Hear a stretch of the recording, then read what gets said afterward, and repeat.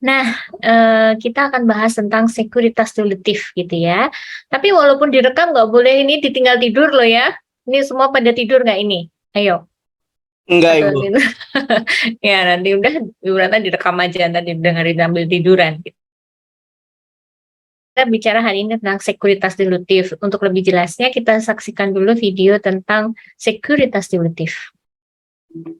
A convertible bond is a bond the investor can exchange for a specific amount of company stock at a later date. It combines a bond and a call option.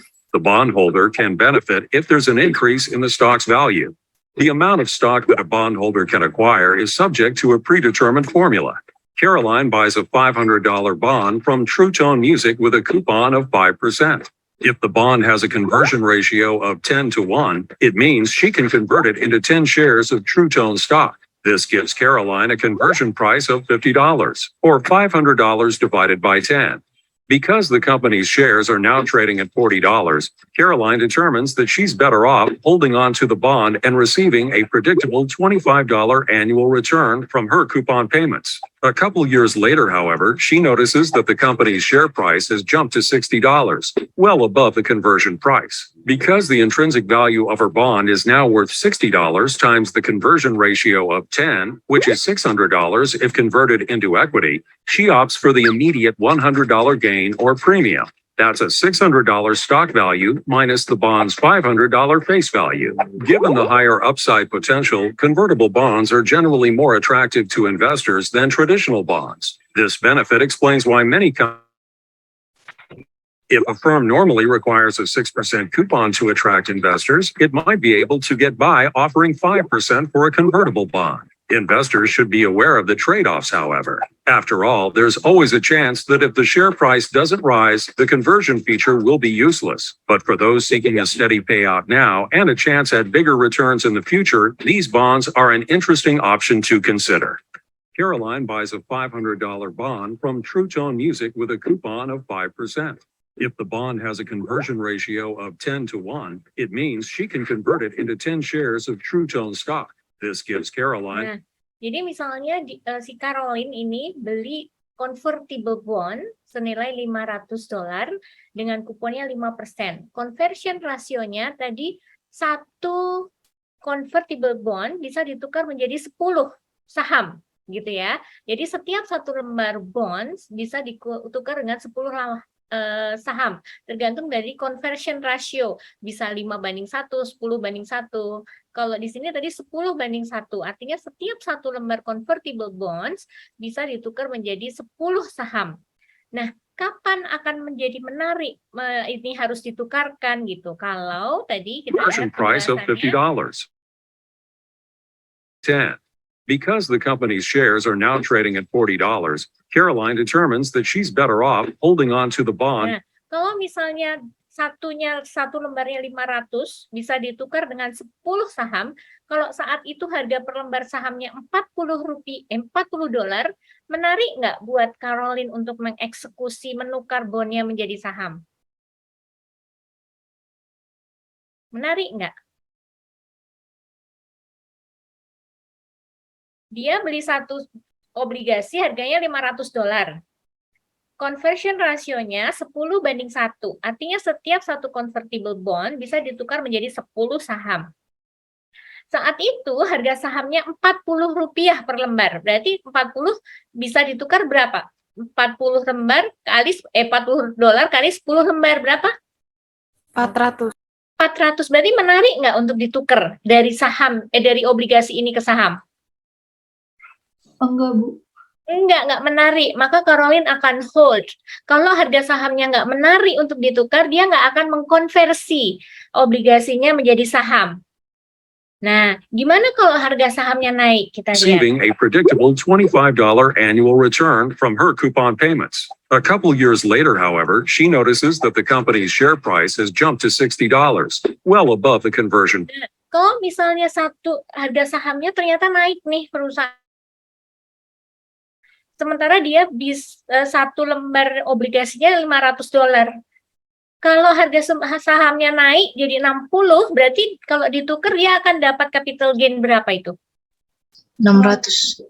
600. Nah, ini 500 ya kan? 100 100. capital gain di situ. Nah, dia baru akan mengeksekusi atau mengkonversi sekuritas dilutifnya obligasi konversi ini menjadi saham kalau harga sahamnya menarik. Kalau harga sahamnya nggak menarik gimana, Bu? Ya udah nggak ditukar, dia akan pegang itu sebagai obligasi konversi terus sampai jatuh tempo.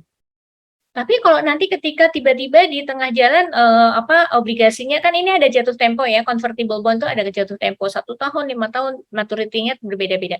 Misalnya dalam perjalanan harga sahamnya naik, dia akan ubah itu dari obligasi menjadi saham. Jadi dia dari memberikan hutang pada perusahaan menjadi owners perusahaan. Gitu. Jadi itulah convertible bond. Jadi ketika Anda memiliki convertible bonds, Anda adalah pemegang obligasi, tapi Anda berhak untuk menukarkan obligasi Anda itu menjadi saham. Kalau dirasa menguntungkan buat Anda. Nah, menarik nggak? Berarti ibaratnya kayak Anda beli plus kupon. Ya, biasanya kan Anda kalau belanja di mall kan ini beli Anda yang suka baju dapat kupon gratis minuman boba gitu kan. Nah, bisa ditukerin, kuponnya bisa ditukar jadi boba. Lebih menarik yang ada kupon atau yang enggak ketika Anda beli? Yang ada hadiah bisa dikonversi enggak? Yang ada kupon, Bu. Iya, Bu. Benar, jadi convertible bond ini sebenarnya untuk mengattract investor untuk beli dengan harga yang dia bisa menawarkan lebih murah. Tadi kita lihat di sini. Because the intrinsic value of our bond is now worth to equity value, active to invest by many companies, coupon to attract investors, it might be able to get by offering 5% for a convertible. Saham biasa dia nawarin obligasi biasa 6% dia nawarin, tapi kalau dengan convertible, dengan hak untuk dikonversi menjadi disertai dengan hak untuk bisa dikonversi menjadi saham, dia cukup nawarin 5%, orang udah tertarik gitu. Karena ada hak konversi. Investors should be aware of the trade-offs. Kayak gitu. Namun Anda juga harus paham bahwa konsekuensinya kadang walaupun bisa dikonversi menjadi saham, tapi kadang harga sahamnya nggak menarik untuk dieksekusi. Jadi Anda tetap aja nggak bisa memanfaatkan kuponnya.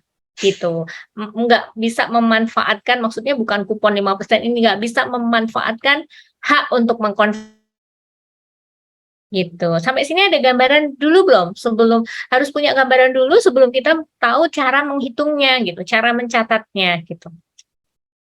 Ada pertanyaan dulu nggak tentang convertible bond ini?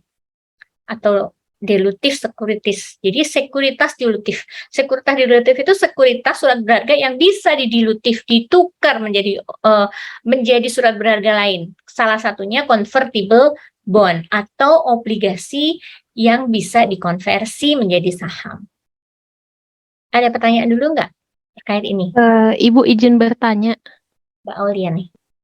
Jadi kesimpulannya kalau dari gambar ini, kalau misalkan yang bond biasa sebelum konvertibel itu imbal hasil yang dibagikan perusahaan itu 6%, tapi kalau udah konvertibel jadi makin rendah jadi 5% gitu ya, Bu? Ya bisa begitu, bisa juga kalau menerbitkan obligasi biasa, nggak ada imbal hadiahnya, itu 6%. Tapi ketika dia disertai hak untuk bisa dikonversi, dia cukup menawarkan 5% kupon aja, semua orang sudah pada beli gitu. Kayak ibaratnya kalau Mbak Aulia beli baju, dikasih hadiah minuman gitu. Dibanding kalau beli baju tok tanpa hadiah. Mbak mungkin akan rela membayar menjadi lebih menarik gitu ketika baju itu disertai dengan hak untuk membeli minuman gitu. Seperti itu. Oh, berarti yang sebelah kiri ini keistimewaannya dia punya hak untuk mengkonvert bondnya gitu ya, Bu? Benar banget, namanya convertible. Yang 5% ini contoh ya, ilustrasinya adalah dia punya hak, meskipun Anda Mbak Aulia beli obligasi, tapi Mbak Aulia punya hak untuk nukerin obligasi itu menjadi saham. Sementara kalau yang obligasi biasa yang kita bahas minggu lalu, itu nggak ada iming-imingnya, nggak ada hadiah untuk bisa dikonversi menjadi saham gitu. Gitu Mbak Aulia. Baik Ibu, terima kasih. Ya, sama-sama. Yang lain mungkin ada yang mau ditanyakan? Ibu izin Ya. bertanya, Ya, jadi ini bisa ditahan sesuai dengan harga sahamnya lagi naik atau lagi turun sesuai Iya. si pemiliknya ya, Bu? bener banget. Ini Mbak siapa sih? Kok nggak ada ininya? Saya nggak kelihatan. Mbak siapa ini? Mbak Rizka, Bu. Mbak Rizka, bener banget.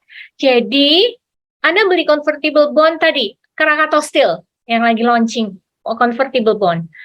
Mbak Rizka ya? Iya, Bu. Mbak Rizka beli convertible bondnya Krakatau Steel. Ternyata berarti kan Mbak punya hak untuk mengubah obligasi Krakatau Steel ini menjadi saham. Kalau harganya menarik sahamnya. Ya kan? Kayak si Caroline tadi. Nah, tapi kalau harga Krakatau Steel sahamnya ternyata nggak ada naik-naiknya. Nggak bisa memanfaatkan hadiah atau hak untuk mengkonversi ini. Jadi selama maturity date-nya tetap memegang sebagai obligasi. Kecuali kalau harganya Krakatau Steel, harga sahamnya bagus, terus naik.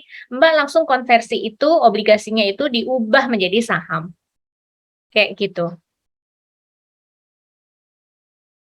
Baik, Bu. Terima kasih, Bu. Ya, terima kasih. Ada lagi? Oke, kalau tidak ada kita lanjutkan lagi. Lalu bagaimana sih secara akuntansinya kalau ada perusahaan menerbitkan convertible bond ini gitu ya. Menurut standar akuntansi kita harus memisahkan komponen ini. Kan tadi Mbak Rizka, Mbak Aulia, kalau beli convertible bond berarti Anda punya dua sekuritas kan, ibaratnya. Anda punya bond, punya liabilitas, tapi Anda juga punya ekuitas, benar nggak? Jadi dalam sekuritas dilutif ini sebenarnya ada dua komponen. Dia sebagai hutang atau obligasi atau bond, dia juga bisa sebagai stok. Nah, dalam akuntansi nggak boleh kan nyatet gado-gado, nggak boleh nyatet sayur asem, nggak boleh nyatet sop-sopan, ya kan? Harus dipisah asetnya. Nah, makanya dilutif securities ini harus dipisahkan. Oh, komponen utangnya berapa? Oh, komponen stoknya berapa? Harus dipisah.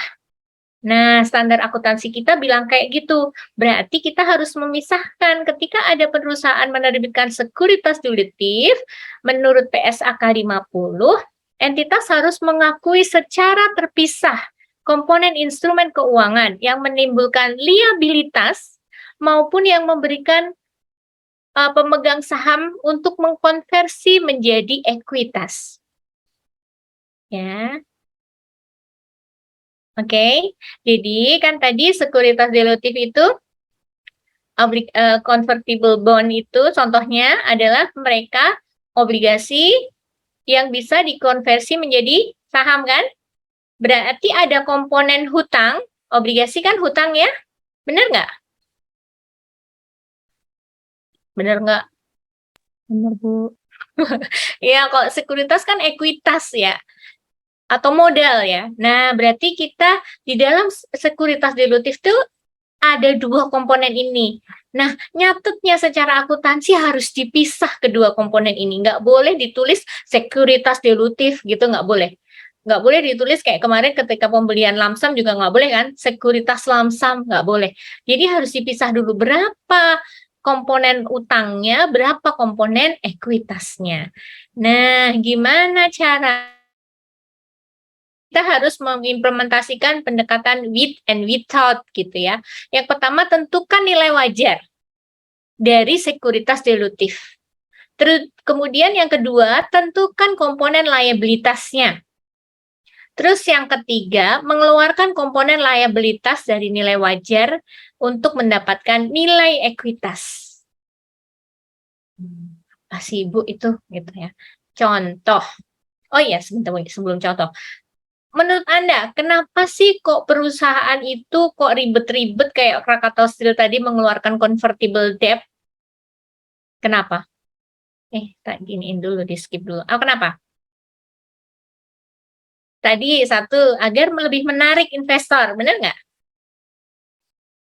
Benar nggak? Betul, Bu.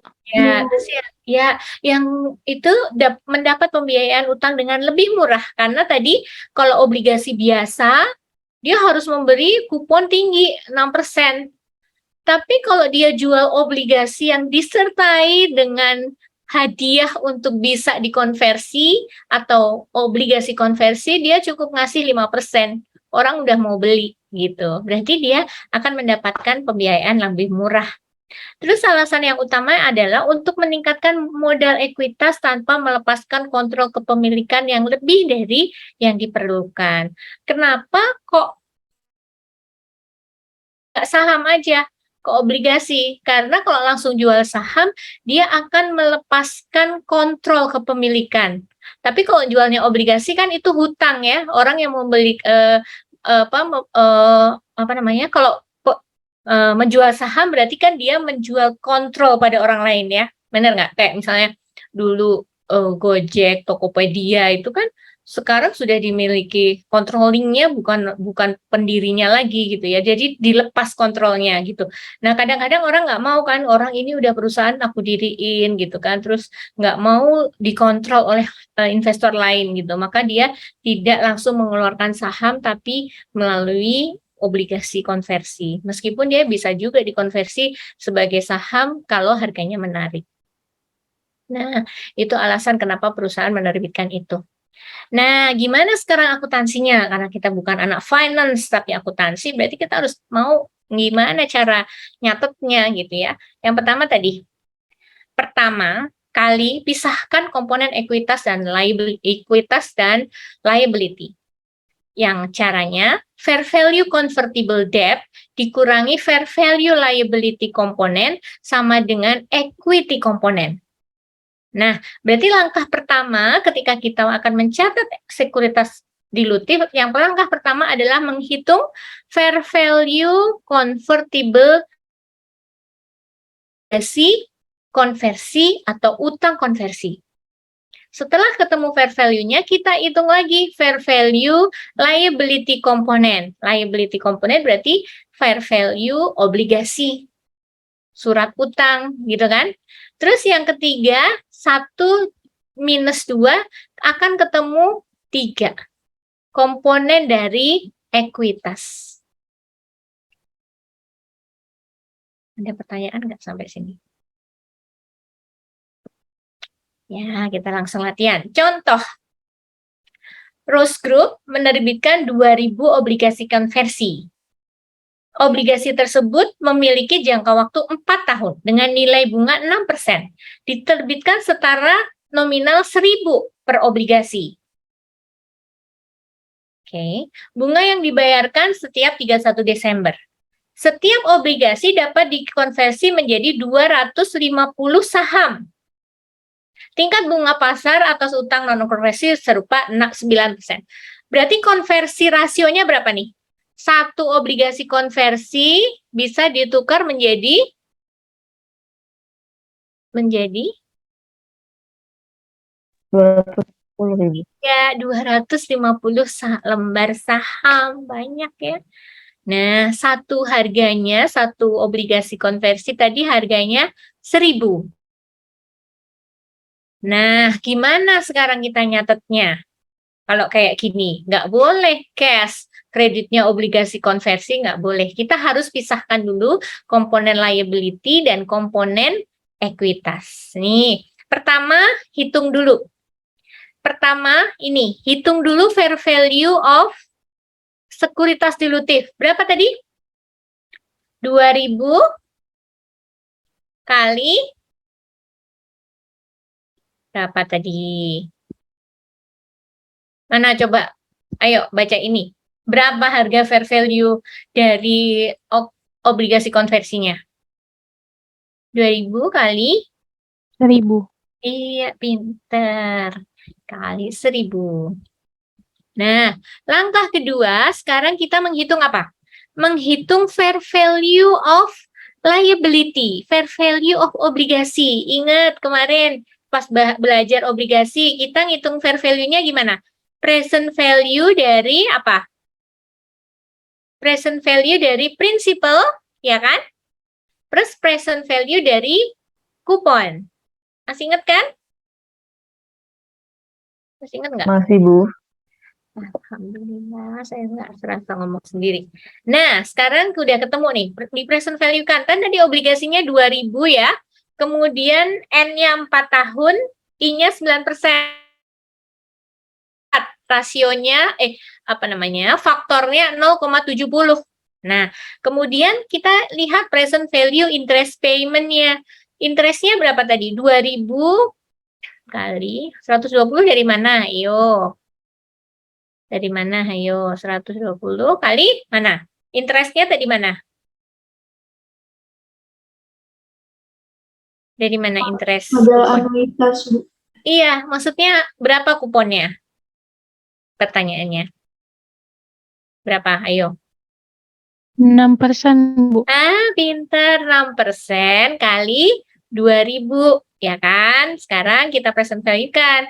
6% kali 2.000, 120 kali faktor N-nya tabel present value of annuity, ordinary annuity, N-nya 4, I-nya 9%. Ketemulah ini. Nah, dijumlah, ingat kan? Nah, ketemulah ini. 1805. Dikurangkan dari fair value obligasi, convertible obligasi. Nah, ketemulah equity komponennya 194. Gampang kan? Terus gimana jurnalnya? Nah, tinggal gini. Jadi, cash-nya 2.000, karena kan perusahaan jual obligasi konversi berarti menerima cash dong. Terus kreditnya yang bond payable, ini loh yang saya bilang harus dipisah, nggak boleh dicatat obligasi konversi, nggak boleh. Harus berapa? Komponen ekuitasnya berapa? Komponen obligasinya kan dari present value ini ya, dari nomor 2 ini. Nah, ke sini. Terus komponen ekuitasnya adalah fair value convertible debt dikurangi fair value bond payable. Ketemu komponen ekuitas. Nah, gampang kan? Oke, sekarang coba kita lihat worksheet kita. Anda buka worksheet-nya Anda. Udah dapat? Sudah, Bu. Ya, oke. Ini sebenarnya sama ya, contohnya dari tadi. Jadi yang namanya convertible debt itu ada komponen hutang dan komponen ekuitas atau saham. Nah, ini rumusnya ya. Rumus untuk akuntansi convertible debt, fair value, nilai wajar dari convertible debt dikurangi nilai sama dengan ekuitas komponen. Nah, gimana cara ngitungnya? Tadi, langkah pertama. Ini soalnya kayaknya sama seperti contoh kita tadi. Hitung fair value dari convertible debt. Hasil dari 2.000, ya ini 2.000 lembar. Mana 2.000 lembar? Ini 2.000 lembar. Kali harganya, satu obligasi konversi harganya $1.000. Nah, berarti fair value convertible debt-nya sebesar 2 juta. Iya, good. Lalu langkah yang kedua. Langkah yang kedua, hitung fair value dari komponen liabilitas. Komponen obligasi. Ingat, kalau komponen obligasi yang kita hitung berarti kita menghitung fair value dari aliran kas dari prinsipal, present value dari prinsipal pokok pinjaman yang akan kita terima dan present value dari kupon yang akan kita terima. Nah, ini ya, yang atas adalah present value dari prinsipal, yang bawah adalah present value dari kupon. Nah, ketemulah ini. Nah, langkah ketiga, tinggal mengurangkan langkah 1 dikurang 2. Langkah dikurang langkah 2. Nah, seperti itu. Gitu. Nah, kemudian jurnalnya seperti ini. Cash, karena kita nerima tadi jual obligasi konversi, maka cash-nya bertambah. Terus kemudian pencatatannya nggak boleh digabung. Bond payable-nya 1.800.000, share premium-nya 150. Itu saat penerbitan. Terus tadi ada yang tanya Mbak Risti, gimana Bu kalau nggak menarik terus nggak dijual, nggak dikonversi jadi saham? Ya nggak apa-apa, berarti dia akan selama hidupnya, selama 4 tahun ini sebagai obligasi. Nggak jadi bunglon. Bunglon kan berubah-ubah warna ya, tahu bunglon nggak? Bunglon tahu kan? Tahu, Bu. Nah, bunglon tuh bisa berubah-ubah. Kalau dia nggak, misalnya obligasi konversi ini, kalau harganya menarik, dia akan berubah jadi saham, gitu ya. Tapi kalau udah dikonversi jadi saham, nggak boleh lagi balik ke obligasi ya, cuma sekali aja. Nanti bolak-balik bingung yang nyatet ya. Jadi cuma 1 kali hak untuk berubah jadi saham. Nah, kalau dia tidak dikonversi hingga jatuh tempo, berarti saat pembayaran tetap bond payable, kreditnya kas. Nah, gimana kalau dia obligasi itu dikonversi saat jatuh tempo, menjelang ya, menjelang jatuh tempo? Bisa dikonversi menjadi 200 saham biasa, benar kan? Berarti kalau 2000 convertible bond dapat berapa saham nih? Berapa? 500. Iya, 500 saham. Berarti kalau ditukar, kan tadinya kan dia belinya sebagai obligasi ya. Kalau ditukar menjadi saham, berarti komponen obligasinya harus didebit, ya kan? Didebit sebesar 2 juta plus equity komponennya. Lalu kreditnya karena ditukar menjadi saham, lalu kreditnya menjadi share capital ordinary. 500-nya ini dari mana? Dari tadi 1 convertible bond bisa ditukar 250. Kalau 2000 convertible bond berarti bisa ditukar menjadi 2000 kali bener kan, Mbak? Kali 250 ya. Kan iya kan, satu kan jadi 1 convertible bond bisa jadi 250. Kalau 2000 berarti bisa jadi berapa? Kali 250 ya kan? Harganya satunya berapa sahamnya tadi? 1. Berapa? Nah, ini dia. Bener banget, Mbak. Lembar saham biasanya 1. Ini Mbak siapa sih? Nurfadilah, Bu. Mbak Nurfadilah, bener. Ya, ini kali 1.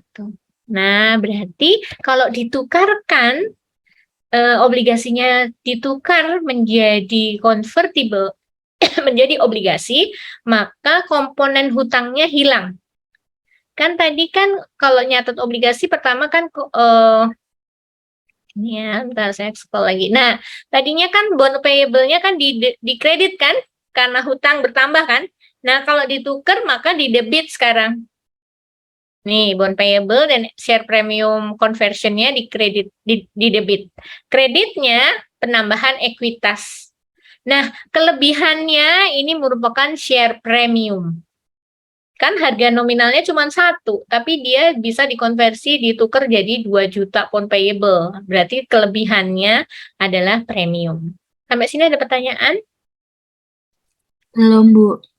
Belum, beneran ya. Nah, sekarang tibalah saatnya.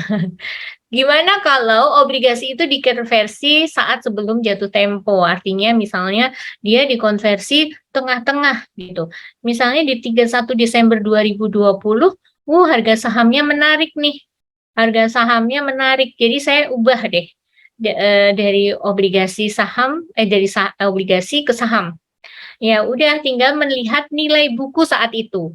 Kita lihat 31 Desember 2020 nilai bukunya berapa? Nih, 1.894 ya kan? Dah tinggal dimasukkan, berarti hilang kan bond payable-nya 1.894. Plus equity conversion tadi 195. Karena udah nggak bisa dikonversi lagi. Kenapa kok share premium conversion equity-nya ini hilang? Kalau ditukar iya, karena nukernya cuma boleh sekali.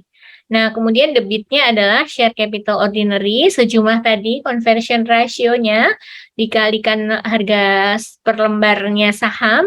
Nah, kelebihannya adalah share premium. Oke, sampai sini ada pertanyaan. Apakah masih membingungkan? Sepertinya belum, Bu. Oke. Mau latihan atau mau dilanjut materi dulu? Mau latihan? Lanjut dulu, Bu. Baik, kita lanjutkan lagi kalau belum ada pertanyaan. Nah, sekarang ini. Sekarang yang kedua, kalau tadi adalah obligasi konversi. Apa tadi obligasi konversi? Obligasi yang bisa dikonversi menjadi saham, gitu ya. Nah, yang kedua adalah saham preference yang dapat dikonversi. Apa itu saham preference yang bisa dikonversi? Yaitu saham preference yang bisa diubah menjadi saham biasa, gitu ya. Nah, gimana pencatatannya gitu ya, kalau saham preference yang dapat dikonversi ini. Ini contohnya ya. Nah, contohnya Morse Company menerbitkan 1.000 saham preference yang dapat dikonversi dengan nilai nominal 1.000 per saham. Saham tersebut diterbitkan dengan harga 200 per saham. Berarti gimana jurnalnya kemarin dicatatnya? Berarti ini adalah saham yang ada nilai per value-nya ya. Berarti kan kalau 1.000 lembar kali 1, ya kan? Nah, adalah premium atau conversion equity. Nah, kemudian itu ya, itu tadi contohnya pencatatan saham preference yang dapat dikonversi. Sebentar. Oh iya benar. Ini adalah saham preference yang dapat dikonversi. Berarti kalau dia pencatatannya seperti ini, dia harus dipisahkan dulu ya, yang mana conversion yang mana capital modal, mana yang merupakan saham preference, mana yang merupakan conversion atau ekuitas yang bisa hak untuk ditukar gitu ya menjadi saham biasa. Conversion equity, hak mengkonversi, itu dipisah. Pencatatannya seperti ini. Nah, kemudian share warrants. Share warrant adalah sertifikat yang memberikan hak kepada pemegangnya untuk memperoleh saham pada harga tertentu pada jangka waktu tertentu. Ini ibaratnya seperti apa ya? Bukan kupon obligasi ya, maksudnya kupon hadiah gitulah.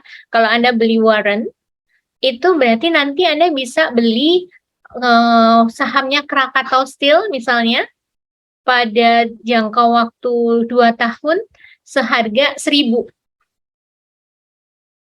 Jadi adalah sertifikat yang memberikan hak kepada pemegang warrant untuk memperoleh saham pada harga tertentu jangka waktu tertentu. Nah, sertifikatnya ini, kuponnya ini bisa dieksekusi kalau harga sahamnya Krakatau menarik ya. Nah, kalau harga sahamnya, misalnya Krakataunya harga sahamnya jadi 500. Kira-kira Anda akan menggunakan hak warrant ini nggak? Jadi, contohnya tadi, satu warrant itu Anda bisa beli dengan membeli satu warrant, share warrant Krakatau, Anda bisa beli 1 lembar saham Krakatau seharga 1.000. Ternyata di 2 tahun yang akan datang. Ternyata di 2 tahun yang akan datang harganya saham Krakatau di 2 tahun yang akan datang harganya 500. Anda akan menggunakan hak warrant Anda nggak? Menggunakan, Bu. Kenapa? Karena lebih banyak kan dia nerima 1.000 sementara keadaan realnya saat itu lagi 500. Bukan. Maksudnya Anda dengan beli share warrant, Anda 2 tahun lagi boleh beli saham Krakatau Steel per lembarnya seharga 1.000. Ternyata 2 tahun lagi sahamnya Krakatau harganya cuma 500. Oh, kebalik ya, Bu. Mau beli nggak? Mau ditukar dari belikan saham nggak? Enggak. Enggak, iya. Kecuali kalau harganya Krakatau sahamnya jadi 2.000. Wah, Anda cukup bisa membayar 1.000, Anda bisa dapat per lembar 2.000. Cukup dengan membayar 1.000 per lembar, Anda bisa dapat 1 lembar saham Krakatau yang saat itu harganya 2.000. Nah, itu yang namanya share warrant ya. Jadi hak kepada pemegangnya untuk memperoleh saham pada harga dan jangka tertentu, udah ditentukan. Ini banyak digunakan untuk komoditas-komoditas perdagangan ya. Kalau Anda lihat seperti perusahaan besar seperti Indofood dan sebagainya, ini juga menggunakan opsi ini ya. Kayak misalnya dia akan melakukan kontrak dengan suppliernya. Supplier cabai, supplier tepung, supplier minyak. Karena untuk apa? Karena agar nggak fluktuatif harga jualnya. Coba Anda bayangkan kok dia nggak punya kontrak seperti ini untuk membeli dalam harga tertentu pada jangka waktu tertentu. Nanti kok pas cabainya mahal banget, Anda nggak bisa beli Indomie, nggak bisa beli saus sambal seharga sekarang gitu kan. Nah, jadi itu kontrak jangka panjang itu digunakan untuk menstabilisasi harga gitu ya untuk perusahaan-perusahaan besar, produsen besar kayak gitu. Nah, tapi beda kalau ini terkait dengan share warrant. Hak untuk memberikan kepada pemegangnya bisa membeli saham pada harga tertentu dan waktu tertentu. Nah, bisa juga share warrant itu dikeluarkan dengan other securities gitu ya. Jadi warrant yang diterbitkan dengan sekuritas lain pada dasarnya adalah opsi jangka panjang untuk membeli saham biasa dengan harga tetap gitu ya. Pada umumnya warrant adalah 5 tahun, 10 tahun gitu ya. Kemudian perusahaan harus menggunakan with and without untuk mengalokasikan harga antara kedua komponen ini. Sama dengan ketika tadi kita menghitung sekuritas obligasi tadi, obligasi konversi. Kemudian ini share compensation plan, opsi saham. Kalau opsi saham itu memberikan hak kepada karyawan inti, manajer inti, untuk membeli saham dengan harga tertentu dalam periode tertentu. Jadi biasanya banyak ya employee stock options. Nah, itu biasanya digunakan untuk menjaga loyalitas employee kunci, manajer-manajer kunci agar dia bisa loyal di perusahaan. Jadi diikat. Biar menarik kompensasinya diberikan bukan uang tapi berbentuk saham agar dia bisa merasa memiliki perusahaan di mana dia bekerja. Nah, itu namanya employee stock option atau share compensation plans. Oke, sampai sini ada pertanyaan dulu mungkin biar tidak terlalu berat. Nah, kalau tidak ada untuk latihan di rumah, itu sudah saya berikan worksheet-nya kan ya. Anda mengerjakan di worksheet itu, tapi soalnya dari Kiso. Saya ambilkan dulu. Ada pertanyaan nggak? Sepertinya belum, Bu. Belum ada, Bu. Oke.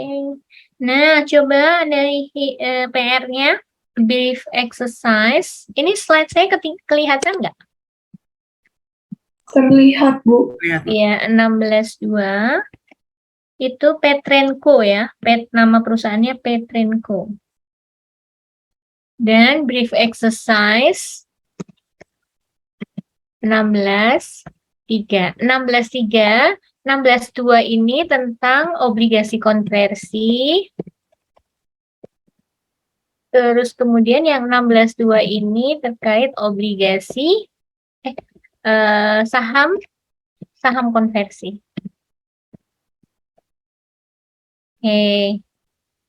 Dua aja ya? Atau mau lagi? Udah Cukup, Ibu. Kalau mau lagi, kalau diem tak tambahin lagi. Oke. Baik, sebelum kita akhiri, mau cek dulu nih. Apa tadi yang kita pelajari hari ini? Saya lupa nggak bikin quiz. Apa tadi? Obligasi konversi. Obligasi yang dapat diubah menjadi saham, Bu. Pinter banget. Obligasi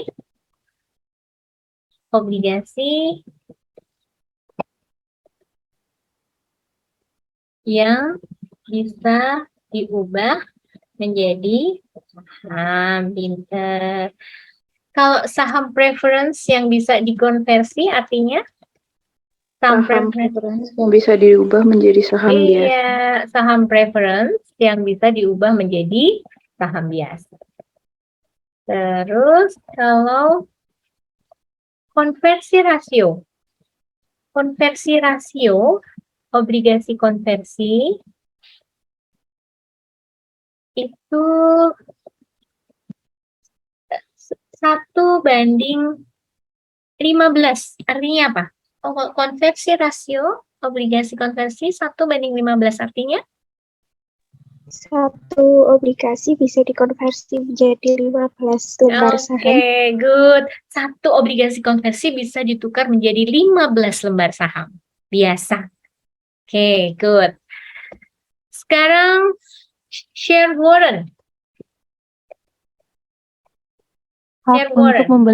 Hak untuk membeli saham perusahaan di waktu dan harga tertentu, Bu. Pinter banget. Hak untuk membeli saham perusahaan di waktu tertentu dengan harga tertentu. Kalau employee stock option, Itu kayak ketika perusahaan memberikan mungkin seperti bonus gitu dalam bentuk saham biar employee-nya kayak punya rasa memiliki terhadap perusahaan gitu. oke, benar banget. Jadi employee stock option hak diberikan kepada employee kunci untuk membeli saham perusahaan pada harga tertentu pada periode tertentu. Baik, luar biasa walaupun semuanya on cam tapi ternyata Anda tune in di kuliah ini gitu ya. Terima kasih. Oke, sampai sini ada pertanyaan dulu sebelum kita akhiri terkait tugas atau apapun. Baik, kalau tidak ada lagi, mudah-mudahan kita bisa ketemu lagi di minggu depan ya, insya Allah ya. Minggu depan kita ketemu lagi di mata kuliah akuntansi keuangan menengah 2. Kalau sudah tidak ada pertanyaan, kita akhiri. Terima kasih. Wassalamualaikum warahmatullahi wabarakatuh. Salam sejahtera buat semuanya.